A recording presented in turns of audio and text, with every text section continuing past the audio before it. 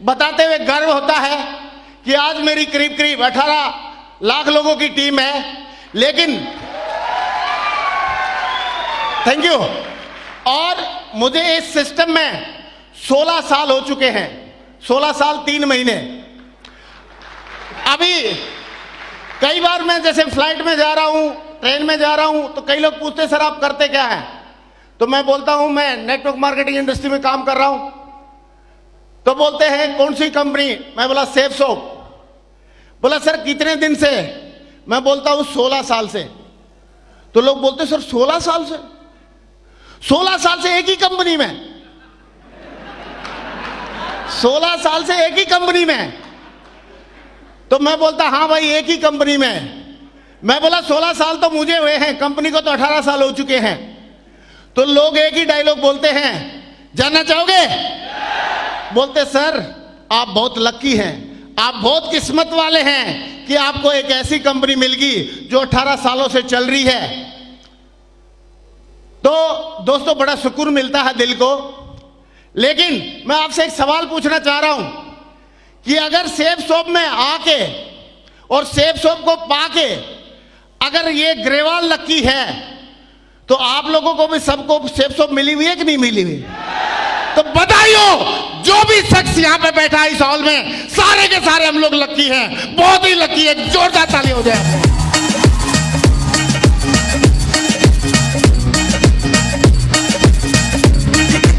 Thank you, thank you.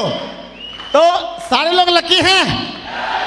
तो दोस्तों जितेंद्र चौहान जैसे हीरे को तराशने वाले हमारे बीच में बहुत सारे लीडर बैठे हुए हैं।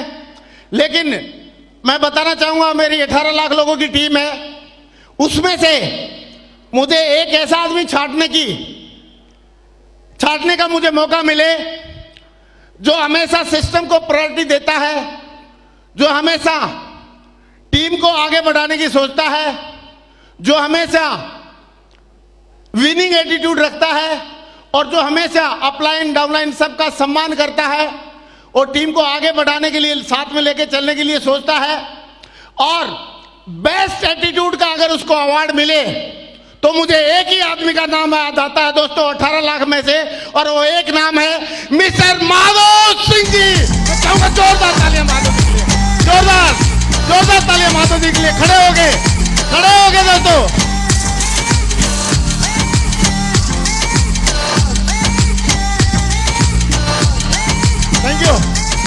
Thank you. और दोस्तों माधव जी के एकदम लेफ्टिनेंट की तरह, माधव जी के साथ में जिन्होंने लेफ्टिनेंट की तरह, उनके साथी की तरह, राइट हैंड की तरह जो सपोर्ट किया टीम को बढ़ाने के लिए, उनमें बहुत सारे हीरे नगीने सामने बैठे हुए हैं। अभी आप देख ही रहे हैं बहुत सारे टोपाज, पर्ल, रूबी और बहुत जल्दी डायमंड बनने वाले लीडर्स इस टीम में उभर के आ रहे हैं। मुझे ऐसे लगता है ये टीम हिंदुस्तान की नंबर 1 टीम तो है ही है, वर्ल्ड की नंबर 1 टीम बन के रहेगी, वर्ल्ड की नंबर 1 टीम बन के रहेगी। Thank you. और दोस्तों मैंने 2004 में पहली बार जेपी होटल में प्रोग्राम देखा था और तभी मुझे विश्वास हो गया था कि जो बंदा जेपी होटल में किसी को डायमंड बनता हुआ देख लेगा और जेपी होटल का खाना खा के चला जाएगा और यहां से मुट्ठी बांध के चला जाएगा, उसको कोई डायमंड बनने से नहीं रोक सकता। रोकेगा क्या? रोकेगा। और मुझे पक्का भरोसा है कि 1500 डायमंड आज मेरे सामने बैठे हुए बन के दिखाएंगे, पक्का। माधव जी का मिशन है कि 10,000 डायमंड बनाने हैं। कितने डायमंड बनाने हैं? 10,000 डायमंड बनाने हैं। तो मैं माधव जी से चर्चा कर रहा था कि माधव जी 1,500 तो आपके इस हॉल में बैठे हुए हैं, 8,500 दूसरे और ढूंढ लेना। मजा आएगा कि नहीं आएगा? तैयार हैं? पक्का। मैं यहाँ पे मिलिट्री हॉस्पिटल आगरा में ही नौकरी करता था। एक्चुअली मैं रहने वाला हरियाणा का हूँ, रोहतक का। और यहाँ पे मैं मिलिट्री हॉस्पिटल में एज ए अकाउंटेंट क्लर्क की नौकरी कर रहा था। और क्लर्क की नौकरी करते करते मुझे 17 साल हो गए थे। कितने साल हो गए थे? 17 साल हो गए थे। 17 साल नौकरी हो गई थी उस टाइम पे। मैंने सेफ शॉप का नाम सुना। किसका नाम सुना? सेफ शॉप का नाम सुना। और जैसे ही सेफ शॉप का मैंने नाम सुना, मैंने देखा तो मुझे अंतरात्मा से एक चीज लगी कि यार यहां पे एक आशा की किरण है, जिंदगी बदल सकती है। और दूसरी जगह तो कहीं मौका ही नहीं है, बदल सकती है कि नहीं बदल सकती है, हाँ कि ना? लेकिन जैसे प्लान देखी तो मैंने थोड़ा सा, जैसे हम लोग करते हैं नॉर्मली नखरे, जो भी प्लान देखता है, प्लान देखते समय सारे लोग ऐसे बोलते हैं, यस यस, बहुत बढ़िया बहुत बढ़िया बहुत बढ़िया। लेकिन जब उसको लास्ट में बोला जाता है कैसा लगा, तो बोलता बहुत बढ़िया। बोला फॉर्म भरूं? तो ये डायलॉग बोलते ही आदमी कथक डांस करना शुरू कर देता है। कौन सा डांस करना शुरू करता है? कथक डांस करना शुरू कर देता है, या कुचिपुड़ी साउथ का डांस करना शुरू कर देता है। करता कि नहीं करता? कितने लोगों के साथ करता है? तो करता है तो मेरे साथ भी किया, मैंने भी किया, आप लोगों ने भी किया होगा। तो मैंने बोला सर एक बात बताओ, इसमें आपने बोला है कि मिनिमम 2 लोगों को ज्वाइन कराना है क्वालिफाई करने के लिए। अगर मैं 2 लोगों को इसमें ज्वाइन नहीं करा पाया, तो 2 नहीं बना पाया, तो मेरे अपलाइन ने क्या जवाब दिया? जाना चाहोगे? जाना चाहिए? ये डायलॉग सबने सुना होगा, सही है। लेकिन मैंने भी यही सुना था, इसलिए आपको सुना रहा हूं कि उन्होंने बोला कि ग्रेवाल जी 2 लोगों को साथ में लेके चलना है, ज्वाइन नहीं कराना। मैंने बोला नहीं, 2 बनाने पड़ेंगे। बोला बनाना नहीं है, लोग बने बनाए पहले से घूम रहे हैं, आपको सिर्फ 2 लोगों को साथ में लेके चलना है। मैं बोला कुछ भी लगा लो, अगर 2 को मैं साथ में लेके नहीं चल पाया तो उन्होंने बोला कि भाई साहब ये बताओ, मुर्दा आदमी कभी देखा आपने जाते हुए अंतिम यात्रा के लिए? मैं बोला देखा। तो बोला कम से कम मुर्दा कितने लोगों को लेके चलता है? कितने को? 4। मैंने बोला 4 कम से कम होते हैं, अदरवाइज 5वां भी रहता है सामने, ओ हांडी लेके चलता है, ओम नाम सत्य है सत्य बोलो गत्य है, चलता है कि नहीं? सही है। तो मैंने बोला सर मुर्दा मिनिमम 5 लोगों को लेके चलता है। तो उन्होंने बोला यार मुर्दे का 50% काम केवल 2 लोगों को साथ में लेके चलना है। क्या आप जिंदा होते हुए मुर्दे का 50% काम नहीं कर सकते क्या? तो थैंक यू। मैंने बोला कर तो सकता हूं। बोला फिर मना क्यों कर रहे हो? मैंने बोला सर मेरा मतलब ये है कि मेरे जो रूममेट हैं, 2 मेरे साथी हैं जो मेरे साथ में नौकरी कर रहे हैं, अगर उन्होंने ज्वाइन नहीं किया तो फिर क्या होगा? तो उन्होंने बोला कि ये बिजनेस है, आपके साथी ज्वाइन करते हैं तो भी बढ़िया है, नहीं करते तो भी कोई बढ़िया है, अगर आपको इस बिजनेस को करना है तो आपका काम हो जाएगा। मैंने बोला कैसे हो जाएगा जब मेरे खास दोस्त नहीं करेंगे तो उन्होंने क्या जवाब दिया? जानना चाहिए? उन्होंने बोला कि जितने भी बड़े बड़े कॉरपोरेट हैं, चाहे अंबानी ग्रुप है, चाहे टाटा ग्रुप है, सही है, चाहे मारुति ग्रुप है, तो टाटा की सारे जो गाड़ियां हैं उसके रिश्तेदार और दोस्त लेते हैं क्या? अनजान लोग भी लेते हैं। तो बोला यहाँ बिजनेस है, आपका अनजान लोगों के माध्यम से भी ये बिजनेस चल सकता है। मैंने बोला सर फिर भी अगर वो 2 दोस्त नहीं आए तो फिर क्या होगा? तो उन्होंने एक कहानी के माध्यम से समझाया। कैसे समझाया जानना चाहते हैं? उन्होंने बोला ग्रेवाल जी कभी आपने कंचा या गोली लोगों को खेलते हुए देखा क्या? तो कितने लोगों ने कंचा या गोली देखा है? कुछ लोग इंग्लैंड से हैं, वो हाथ नहीं खड़ा कर रहे। क्यों भाई, कंचा गोली नहीं देखा? फिर हाथ क्यों नहीं खड़ा कर रहे? चलो ठीक है। तो मैंने बोला सर देखा भी है और खेला भी है। तो बोला वो गड्ढा होता है उसको क्या बोलते हैं? यहां पे क्या बोलते हैं आगरा में? पिल्लो। चलो जो भी है, हरियाणा में पिल बोलते हैं उसको, ठीक है। तो बोला अगर एक गड्ढा है और उसमें आपके पास एक गोली है, एक कंचा है, उसको उसमें फेंकना है, तो आपको क्या लगता है उसमें डल जाएगा कि नहीं डल जाएगा? मैं बोला सर एक अगर गोली होगी, एक कंचा होगा, तो भगवान का नाम लेना पड़ेगा, उसमें डले भी नहीं भी डले, यस और नो? और बोला अगर 2 कंचे हैं तो, 2 गोली है तो? मैंने बोला फिर भी देवी देवता सारे याद करने पड़ेंगे, उसमें डले भी नहीं भी डले। लेकिन उन्होंने बोला कि अगर आपके हाथ में 150-200 गोली है या कंचे हैं और उसमें से 2-4 उसमें डालने हैं, तो बोला डल जाएंगे कि नहीं डल जाएंगे? तो मैंने बोला सर आंख बंद करके फेंक दूंगा तो भी 2-4 तो डल ही जाएंगे। यस और नो, यस और नो। तो उन्होंने बोला कि इस इंडिया में कंचों की और गोली की कोई कमी नहीं है। जो भी काले सिर वाला दिखता है कंचा है, चाहे महिला हो चाहे जेंट्स हो, 18 साल से ऊपर, और आपने उसको लेके सिस्टम में डालना है। क्या करना है? सिस्टम में डालना है। सिस्टम की बाकायदा एक प्लान है, प्रेजेंटेशन है, उसको दिखाना है। आप मेन्यू पे भी दिखा सकते हैं, 1-to-1 में भी दिखा सकते हैं। तो मैं बोला चलो सर ये तो कर लूंगा, और मुझे लगा 150-200 में से तो कोई ना कोई 2-4 तो डली जाएंगे, और मैंने ज्वाइन कर लिया। तो आप बताओ ज्वाइन करने के बाद क्या लोग लाइन लगा के मेरे साथ में आएंगे? क्या आएंगे? तो मैंने पहले 5 लोगों को प्लान दिखाया और 5 ने क्या बोला, जानना चाहोगे? यस से तो ऐसे लग रहा है सारे लोग नहीं जानना चाहते। 5 लोगों ने क्या बोला, जानना चाहोगे? उन्होंने यस नहीं बोला, उन्होंने बोला नो। क्या बोला 5 ने? और 5 ने जैसे ही नो बोला अपनी हवा निकल गई। और आप सबको पता है बगैर हवा का टायर चलता, अपनी हवा निकल गई। फिर अपलाइन को फोन, सर 5 को प्लान दिखाया, 5 ने मना कर दिया, मुझे लगता है मैं डायमंड नहीं बन पाऊंगा, मैं इसमें सफल नहीं हो पाऊंगा। तो अपलाइन ने फिर पूछा कि ग्रेवाल जी कितने की लिस्ट बनाई है? मैं बोला सर लिस्ट तो बनाई नहीं। बोला आप बोला तो था कि सब 300 लोगों के नाम आपके दिमाग में है, अभी 5 ने ही मना किया है। मैं बोला सर जो दिमाग में जो नाम थे 300 वो हार्ड डिस्क करप्ट हो गई है, अभी वो कुछ नहीं है। मैं सोच रहा हूं जो खास आदमी थे उन्होंने ही मना कर दिया, तो बाकी वाले तो तैयार है मना करने के लिए। तो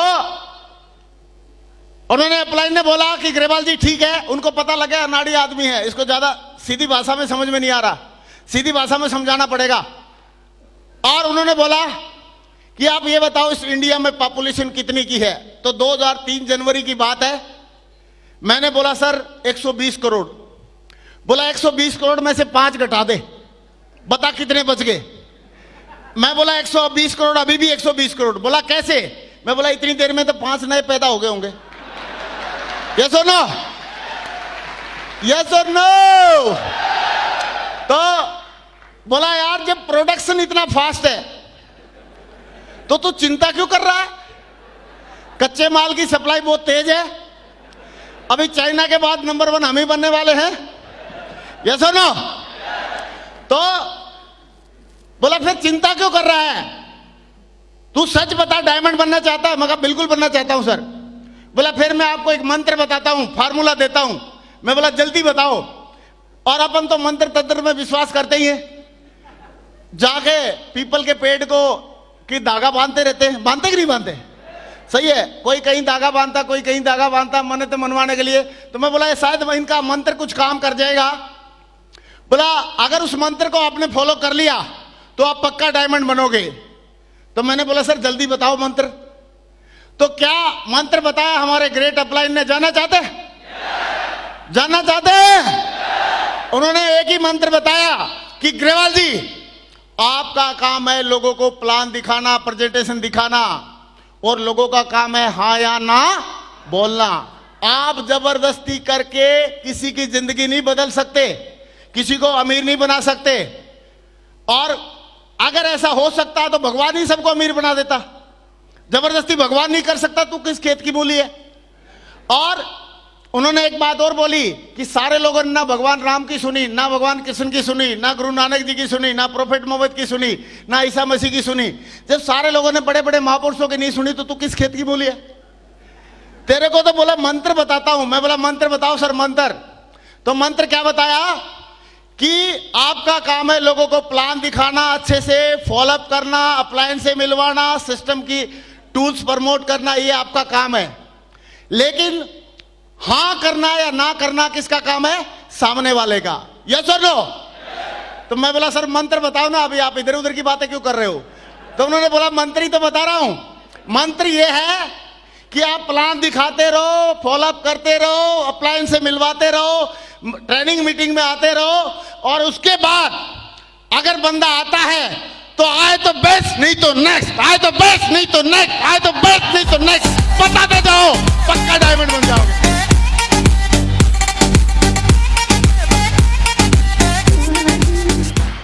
थैंक यू।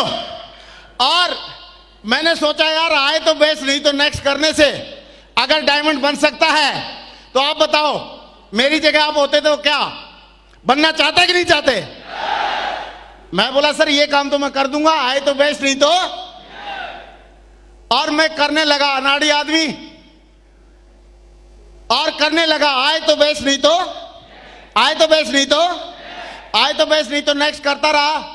और करते करते आप सच बताओ, कोई आदमी अगर एकदम धुन लगा ले, जिद लगा ले कि आए तो बेस्ट नहीं तो नेक्स्ट, आए तो बेस्ट नहीं तो नेक्स्ट, अच्छे से प्लान बताए, फॉलोअप करे, अप्लायंस से मिलाए, सिस्टम को फॉलो करे, मीटिंग अटेंड करे, हमेशा ट्रेनिंग में आए और आए तो बेस्ट नहीं तो नेक्स्ट करता रहे, तो आप बताओ कुछ ना कुछ लोग, 2 लोग 4 लोग उसके साथ कोई ना कोई प्रोडक्ट लेने के लिए तैयार हो जाएंगे कि नहीं हो जाएंगे? हो जाएंगे। तो मैंने भी ऐसे ही करना शुरू कर दिया कि आए तो बेस्ट नहीं तो, आधा आप बोलेंगे आधा मैं बोलूंगा, आए तो बेस्ट नहीं तो, आए तो बेस्ट नहीं तो, आए तो बेस्ट नहीं तो अगर ऐसे करेगा आदमी तो आप सच बताओ दिल पे हाथ रख के कि कोई ना कोई हाँ बोलेगा कि नहीं बोलेगा? कितने लोगों को लग रहा हाथ बोलेगा? कोई ना कोई बोलेगा। और दोस्तों ऐसा ही हुआ कि मैं भी करने लगा, आए तो बेस्ट नहीं तो, आए तो बेस्ट नहीं तो नेक्स्ट करने लगा, और मुझे 2 लोगों ने हाँ बोल दिया। कितने लोगों ने हाँ बोल दिया? 2 लोगों ने हाँ बोला। और जैसे ही 2 लोगों ने हाँ बोला, प्रोडक्ट के लिए उन्होंने पैसा दिया, या पहले हम डीडी बोलते थे, डीडी दिया, तो 2 डीडी का पैसा लेके, और मैं बैंक में यहीं पे सदर बाजार में एसबीआई बैंक है, फर्स्ट फ्लोर पे था पहले, पता नहीं अभी कहाँ है, वहीं पे होगा शायद, वहीं पे है। तो फर्स्ट फ्लोर पे मैं एसबीआई बैंक में पहुंच गया और ड्रेस में ही पहुंच गया, फौजी वाली ड्रेस पहन के, और मैंने फॉर्म भर के और पैसा दे दिया डीडी बनाने के लिए। उसने पैसा गिनती किया और ठप्पा मार के मुझे रसीद पकड़ा दी, और मैं झुका था ये पूछने के लिए कि डीडी मिलेगा कब, क्योंकि रसीद तो दे दी। तो जैसे ही मैं झुका तो भाई साहब ने मेरे को खिड़की में से देख लिया, और मैं पूछने लगा भाई साहब डीडी कब मिलेगा, वो कैशियर साहब को। तो उसने एक डायलॉग बोला। क्या डायलॉग बोला जानना चाहोगे? उन्होंने एक डायलॉग बोला कि भाई साहब, मैं बोला हाँ, बोला आप खुद तो फंस गए, दूसरों को क्यों फंसा रहे हो? और मैंने बोला क्या बोला भाई साहब? बोला मैंने वही बोला जो आपने सुना। और उन्होंने एक डायलॉग और बोला कि ऐसी कंपनियां सऊदी अरब में भाग जाती हैं। कहां भाग जाती है? सऊदी अरब में भाग जाती हैं। तो मेरे को एकदम माथे पे पसीना आ गया और पेट में गुड़गुड़ सी होने लगी। और क्योंकि पॉजिटिव बात काफी देर से घुसती है हमारे माइंड में, क्योंकि पॉजिटिव का निशान ऐसा होता है, यस और नो, और नेगेटिव बात का निशान ऐसा होता है सीधा दिमाग में घुसती है, यस और नो। तो और नेगेटिव बात थी और सीधा मेरे दिमाग में घुस गई, क्योंकि आप सबको मालूम है किसी भी आदमी को पॉजिटिव बात बताओ तो असर धीरे धीरे होता है, लेकिन नेगेटिव बात बताओ तुरंत होता है। फॉर एग्जाम्पल, किसी को भी कितनी देर तक सहलाओ, ऐसे सहलाओ, उसको आनंद आए या ना आए कोई पता नहीं, लेकिन थोड़ी सी एक बार पिन घुसेड़ दो, कूद के पड़ेगा, हाँ कि ना, यस और नो।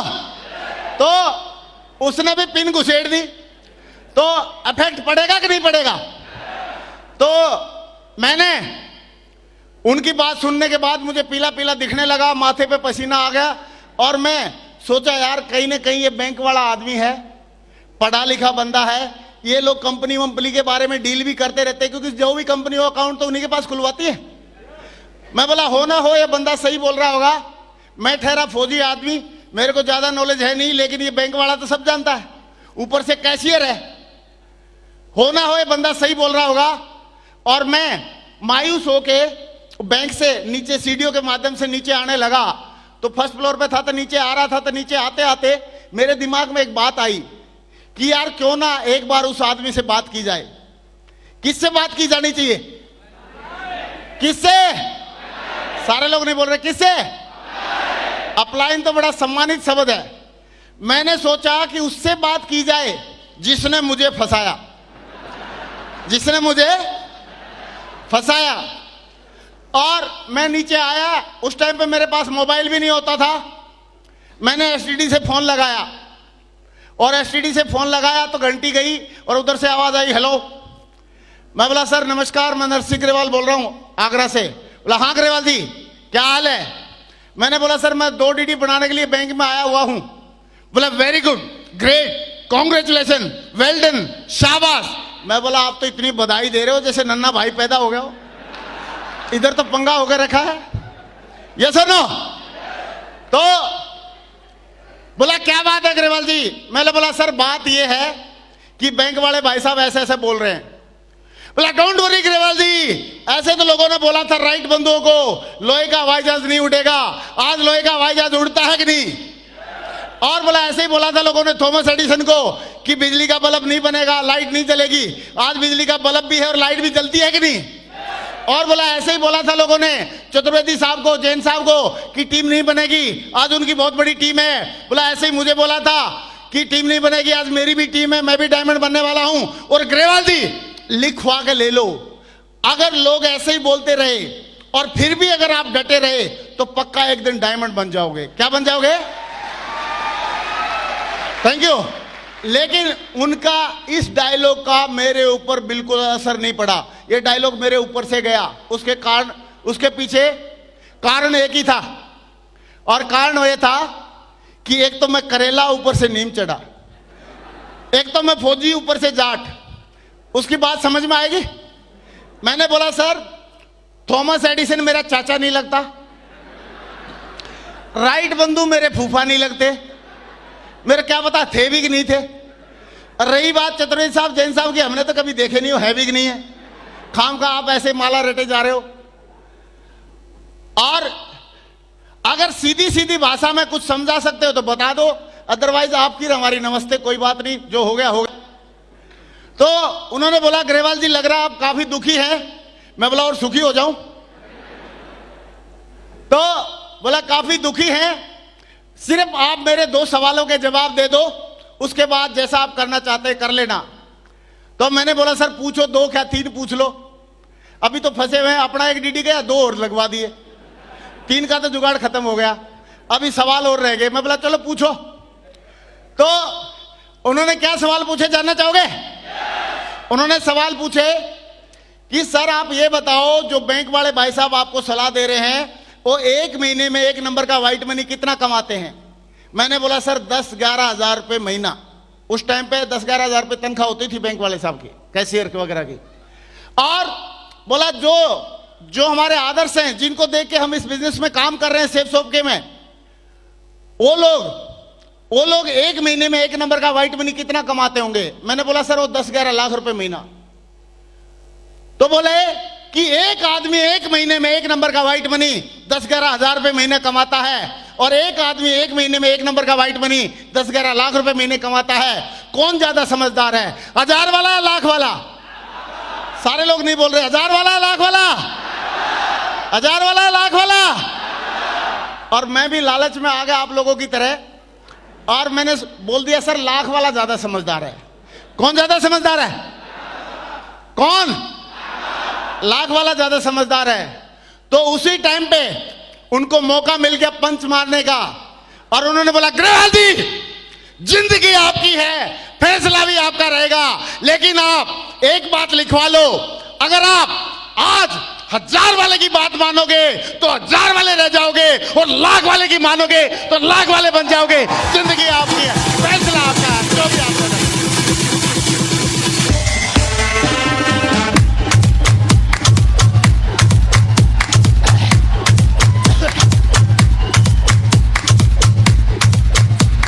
Thank you. और ऐसी अवस्था में मुझे किसकी बात माननी चाहिए थी, 1000 वाले की या लाख वाले की? 1000 वाले की या लाख वाले की? तो दोस्तों उस टाइम पे मैं फिर दुविधा में हो गया कि यार मानना किसका है, लाख वाले की बात माने हजार वाले की। लेकिन माधव जी एक बहुत बढ़िया स्टोरी सुनाते हैं। वो स्टोरी कहीं ना कहीं थोड़ी सी मैंने भी सुन रखी थी और वो मुझे याद आई। वो स्टोरी क्या थी जानना चाहेंगे? वो स्टोरी यूं थी कि एक बहुत बड़ी नदी है, उसके नदी के किनारे पे जो आधा पानी की तरफ झुका हुआ है, नदी के किनारे पे बहुत बड़ा एक वट वृक्ष है और वट वृक्ष के ऊपर 50-60 बंदर बंदरिया खेल रहे हैं और उस वट वृक्ष के नीचे एक राजकुमार विश्राम कर रहा है। और उसी टाइम पे आकाशवाणी होती है और आकाशवाणी में बोला जाता है कि अभी ऐसा नक्षत्र है जो बंदरिया अभी 1 मिनट के अंदर नदी में छलांग लगाएगा और राजकुमार या राजकुमारी बन के बाहर निकलेगा। और सारे बंदर बंदरिया एक दूसरे की तरफ देख रहे, छलांग लगाएं कि नहीं लगाएं। लेकिन एक बंदरिया ने क्या किया, छलांग लगा दिया और छलांग जैसे उसने लगाया तो राजकुमारी बन के बाहर निकल गई। तो बाहर जैसे ही निकल के आई तो जो राजकुमार पहले से विश्राम कर रहा था उसने बोला कि इतने सारे बंदर बंदरिया थे, किसी ने छलांग नहीं लगाई, आकाशवाणी सबने सुनी थी, ऐसा आपने क्या सोचा कि आपने छलांग लगा दी और राजकुमारी बन के आ गई? तो जो पहले बंदरिया थी अभी राजकुमारी बन चुकी थी, उसने क्या जवाब दिया जानना चाहेंगे? सारे जानना चाहते हैं? उसने जवाब दिया कि आकाशवाणी में यह बोला गया था जो बंदर बंदरिया छलांग लगाएगा राजकुमार या राजकुमारी बनेगा।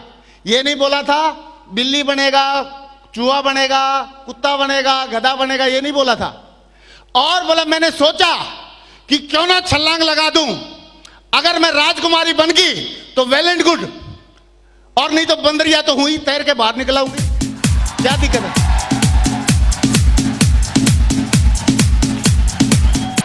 और दोस्तों मैंने भी ऐसे ही सोचा कि क्यों ना लाख वाले की बात मान लूं, अगर लाख वाला बन गया तो वेल एंड गुड, और नहीं तो हजार वाले तो पहले से ही थे, सरकारी नौकरी थी पक्की लठ गाड़ के।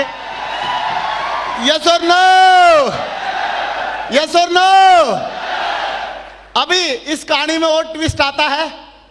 जैसे वो बंदरिया राजकुमारी बन गई थी और नए राजकुमार से मिल गई थी, तो जो बांदर उसका हस्बैंड था वो आया नीचे मिलने के लिए, आखिरी बार में बाय बाय बोलने के लिए, और उसने बोला तूने मेरे को क्यों छोड़ दिया, मेरे को भी हाथ पकड़ के कूदा देती।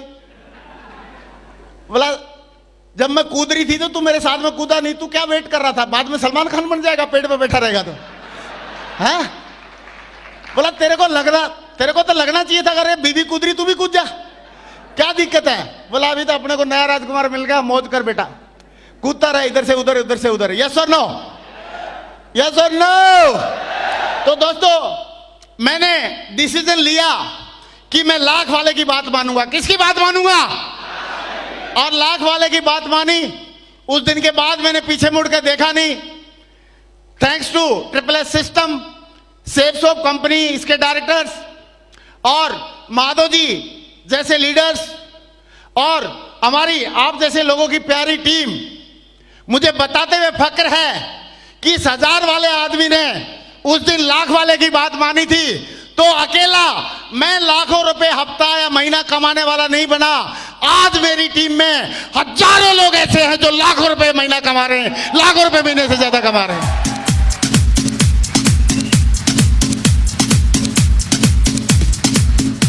Thank you.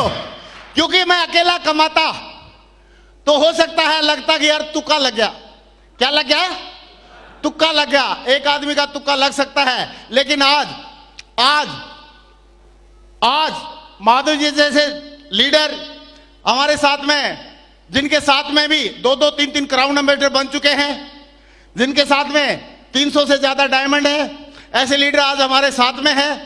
और मुझे फक्र है कि इन लीडर्स का मुझे साथ मिला, हम मिलके इनके साथ में काम किया, और आज हमारी टीम में पूरे इंडिया में, आपको जैसे माधव जी ने बताया था कि सबसे ज्यादा टारगेट विजेता हमारी टीम से जाते हैं, फॉरेन ट्रिप में चाहे यूरोप में, सही है, SSS सिस्टम से हमारी टीम से।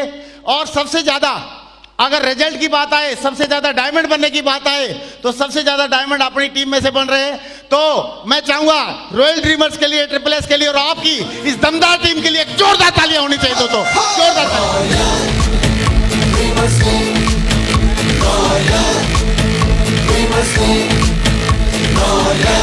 Thank you. अभी दोस्तों, अभी आप जानना चाहते होंगे कि सर मेरी जिंदगी में क्या बदलाव आया, तो शॉर्टकट में बताता हूं। वैसे तो आपने देख लिया कि आज हमारी टीम में 7-7 लाख रुपए हफ्ता कमाने वाले बहुत सारे टाइगर हैं, 20-20 लाख रुपए महीना कमाने वाले माधव जी जैसे लीडर हैं। माधव जी, जसवीर जी, विजयपाल जी, परशुराम जी, सही है, ऐसे बहुत सारे लीडर हैं। और आज जब हमारे साथ में इतने दमदार लीडर काम कर रहे हैं तो काम तो बहुत बड़ा हो रहा है और आगे भी बड़ा से बड़ा होता जाएगा, क्योंकि मुझे ऐसे लगता है कि माधव जी ने टीम नहीं बनाई है, माधव जी ने एक विचारधारा बनाई है जिसमें अभी भी माधव जी की टीम में इतनी सात्विकता है, इतने पॉजिटिव एटीट्यूड के लीडर हैं, एक से एक दमदार लीडर हैं। उन लीडर्स के साथ में मिलके ये कारवां बढ़ता जा रहा है और मुझे ऐसे लग रहा है सबसे ज्यादा डायमंड बनाने की फैक्ट्री माधव जी ने लगा कर रखी हुई है, माधव जी ने लगा कर रखी है सबसे ज्यादा डायमंड। तो दोस्तों, मैं थोड़ा सा अपने बारे में 2 मिनट में और बताना चाहूंगा कि इस बिजनेस में आने से पहले मेरे पास क्या व्हीकल होता था, जानना चाहते हैं? पक्का? मेरे पास व्हीकल के नाम पे था hero cycle second hand hero cycle. और इस बिजनेस की वजह से मैंने 2010 में ही एक फॉर्च्यूनर गाड़ी ले ली थी। कौन सी गाड़ी ली? फॉर्च्यूनर। इस बिजनेस से पहले मेरे खानदान में किसी ने लाख रुपए महीना नहीं कमाए थे, लेकिन इस बिजनेस में आने के बाद मैंने लाख रुपए महीना भी कमाए, लाख रुपए हफ्ता भी कमाए। और वो दिन दूर नहीं है, ये सेफ शॉप और आप जैसे टाइगर साथ में है, लाख रुपए दिन के भी हम कमाया करेंगे, क्योंकि सेफ शॉप आगे आगे कैपिंग बढ़ाती जाएगी। यस और नो?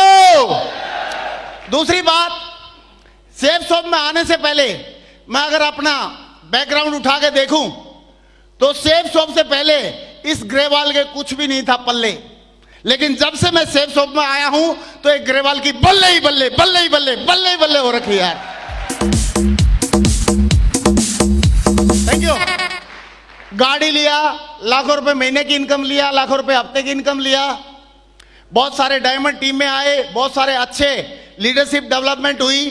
बड़ी खुशी होती है कि हमारे को जो अचीवमेंट मिले आज हमारी टीम में, उससे कई गुना ज्यादा अचीवमेंट मिल रहे हैं और फास्ट मिल रहे हैं। और इस एक वाक्यांश और जरूर बताना चाहूंगा मैं कि इस बिजनेस की वजह से मेरे बच्चों ने अच्छी बेस्ट टू बेस्ट एजुकेशन भी ली। थोड़ा बताना चाहूंगा कि जैसे मेरा बेटा 12वीं पास किया तो उसने बोला, मैंने पूछा कि 12वीं पास करने के बाद मैं बोला बेटा आगे कहां पढ़ना चाहोगे? तो उसने बोला पापा मैं बाहर पढ़ना चाहता हूं। कहां पढ़ना चाहता हूं? तो बाहर का मतलब हम लोग जानते ही है, बाहर का मतलब मैंने बोला बेटा ये बताओ क्लियर कट, आप पूना पढ़ना चाहते हैं बेंगलोर पढ़ना चाहते हैं? तो उन्होंने बोला न पापा, न मुझे पूना पढ़ना है न मुझे बेंगलोर पढ़ना है, मैं इंग्लैंड में पढ़ना चाहता हूं। कहां पढ़ना चाहता हूं? एक हौलदार का बेटा बोले मुझे इंग्लैंड में पढ़ना है, तो थोड़ा ज्यादा नहीं हो रहा है? यस और नो? तो मैंने सोचा बच्चा है, बहक गया होगा, तो इसको अच्छे से पूछते हैं। तो मैंने बोला बेटा तू इतनी दूर इंग्लैंड में पढ़ने के लिए जाएगा, तेरे बगैर हमारा दिल कैसे लगेगा और हमारे बगैर तेरा दिल कैसे लगेगा? तो बेटे ने डायलॉग बोला पापा शाहरुख खान जी के 2 बच्चे पिछले 2 साल से इंग्लैंड में पढ़ रहे हैं, उनका दिल कैसे लग रहा है?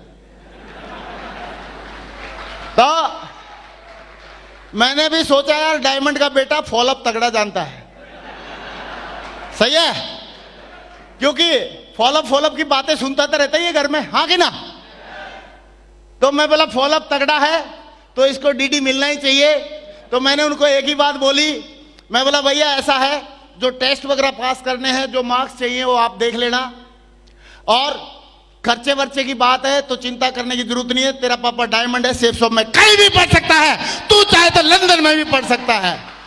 और मुझे बताते हुए खुशी है कि पिछले 5 साल से बेटा इंग्लैंड में पढ़ रहा है। कहाँ पढ़ रहा है? इंग्लैंड में पढ़ रहा है। अपनी मनपसंद की जो उसको पसंद था वो पढ़ाई पढ़ रहा है पिछले 5 साल से। अभी 5वां साल कंप्लीट होने वाला है।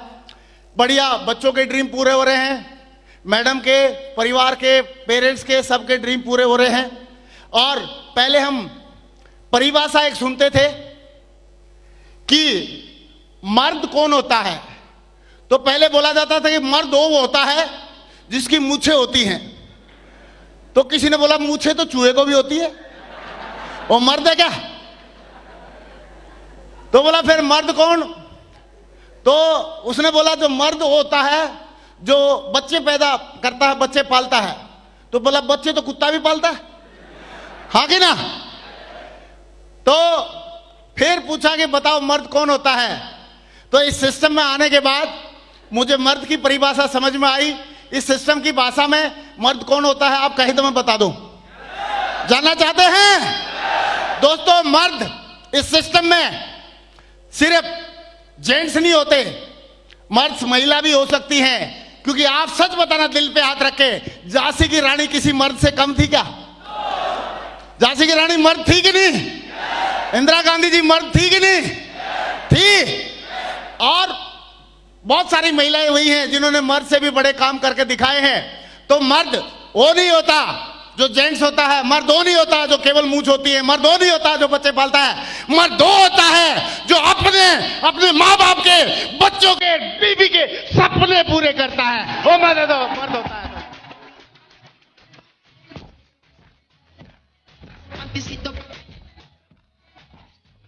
Thank you. तो समझ में आ रही है बात? तो सारे लोग मर्द बन के दिखाएंगे। और मर्द बनने का सिर्फ एक ही डायलॉग है, सीधा सा रास्ता है कि डायमंड बन जाओ। डायमंड बन सकते हैं पक्का? और डायमंड बनने के लिए और बनाने के लिए लगातार प्रोसेस है। कई लोग डायमंड बन गए हैं, तो डायमंड बनने के बाद ड्यूटी खत्म नहीं होती है। उस टाइम पे तो क्या होती है? शुरू होती है। अभी तो पार्टी शुरू हुई है। अभी अगर जितेंद्र जी की देखा जाए तो जितेंद्र जी का असली रोल तो अभी शुरू होगा। कई लोग बोलते हैं सर डायमंड बन गया, अभी मुझे काम करने की क्या जरूरत है? अरे डायमंड बनने के बाद ही तो असली मजा आता है काम करने में। यस और नो? यस और नो? तो डायमंड बनने के बाद असली मजा आता है, काम शुरू होता है। तो इसमें मुझे एक बात और याद आती है। यहां पे आगरा में मैं रहता था, कहीं तो सुना दूं? आगरा में ही रहता था। तो एक दिन एक मेरे पड़ोस में था बंदा, और वो भी नौकरी कर रहा था मेरे की तरह ही। तो उसकी बीवी ने बुलाया, बोला सुनते हो जी? बोला हाँ बताओ। नोट करना, थोड़ा सा ध्यान देना। महीने की 27 तारीख थी। कितनी तारीख थी? 27 तारीख थी। और 27 तारीख को उस बंदे को बुला के उसको बीवी ने बोला ये पकड़ो 200 रुपये और बाजार से थोड़ा सब्जी ले आओ। तो बंदे ने 200 रुपये डाले, और जैसे आपने शैलेंद्र जी का देखा था शादी वाला स्कूटर, ऐसे स्कूटर को स्टार्ट किया। जैसे स्कूटर स्टार्ट हुआ था आवाज तो करता ही था। इतनी देर में उसका बच्चा खेल रहा था 6-7 साल का, वो भी दौड़ के आ गया। बोला पापा अस्सी भी चलेंगे बाजार में।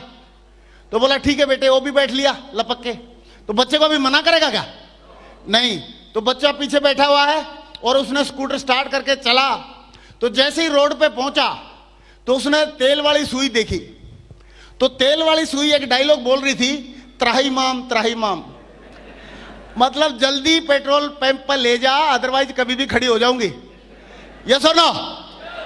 अभी भाई साहब को कहां ले जाना चाहिए स्कूटर को? पेट्रोल पंप पे लेके गया, वहां पे उसने 50 रुपए का तेल डलवाया। अभी कितने बच गए? 150 रुपए लेके और मंडी में गया, बाजार में गया, और मंडी में 150 रुपए की सब्जी लेते समय टाइम लगेगा क्या? वो तो सब्जी वाला ठग से बोलता साहब 160 हो गए। बोला यार 150 ले तू, 10 रुपए उससे छुड़वा के, और ऐसे करके वो थैली लेके जैसे ही चला तो पीछे जो बच्चा था उसने सोचा यार पापा के साथ आया हूं मार्केट में, कुछ खा पी लेते हैं, खाना चाहिए कि नहीं खाना चाहिए? तो उसने बोला पापा। बोला हाँ बेटे। बोला मैनू ये केले दिलवा दो। तो उसने सोचा यार पैसे तो है ही नहीं, बच्चा है इसको बेवकूफ बना देता हूं, सही है। तो उसने बोला बेटा ये भी कोई केले, ये तो केली है, केली। केले तो साढ़े पंजाब में मिलते हैं, ऐडे मोटे मोटे। अभी आजकल के बच्चे बहुत स्मार्ट हैं, यूट्यूब देखते हैं, गूगल देखते हैं, फेसबुक देखते हैं और 300 चैनल देखते हैं। कितने चैनल देखते हैं?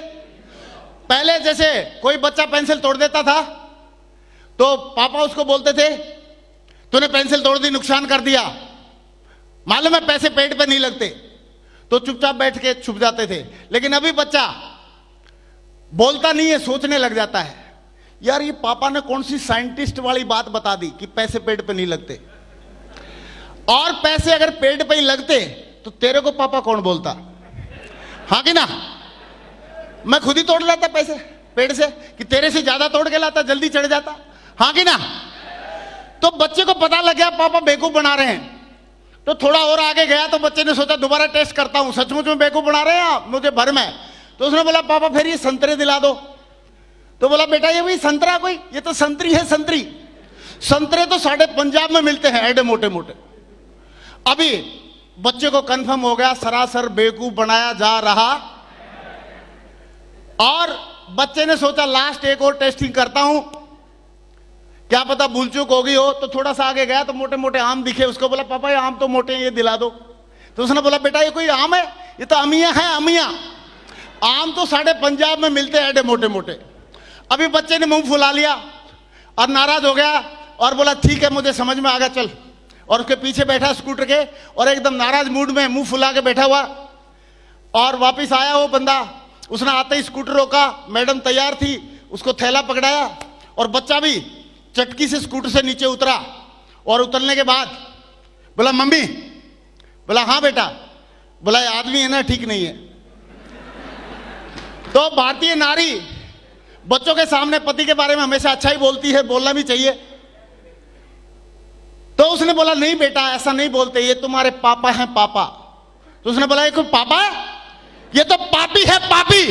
पापा तो साढ़े पंजाब में मिलते हैं, एडे मोटे मोटे। तो मैं सिर्फ आपसे एक ही बात पूछना चाह रहा हूं, अगर बच्चे को उसकी मनचाही एजुकेशन नहीं दिला पाते हैं, उनके ड्रीम पूरे नहीं कर पाते हैं, तो आपको क्या लगता है हम पापा कहलाएंगे बच्चों से या पापी कहलाएंगे? और कितने लोग चाहते हैं हम पापा बनकर दिखाएंगे? उसके लिए डायमंड बनेगा, डायमंड बनना पड़ेगा, बनेंगे पक्का पक्का पक्का। दोस्तों मेरी ढेर सारी शुभकामनाएं, thank you very much, wish you all the best, good night.